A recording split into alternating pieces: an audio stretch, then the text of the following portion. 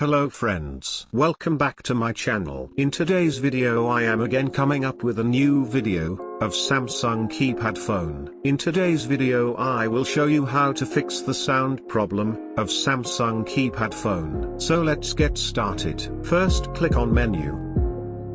Click on settings. Click on profile option. Always keep it set normal here. Now click on option. Now click on edit option. Now click on volume.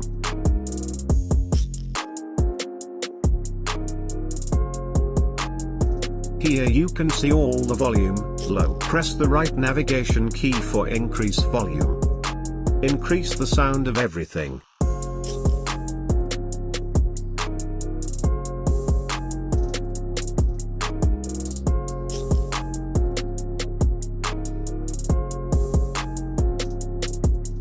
Now click on save.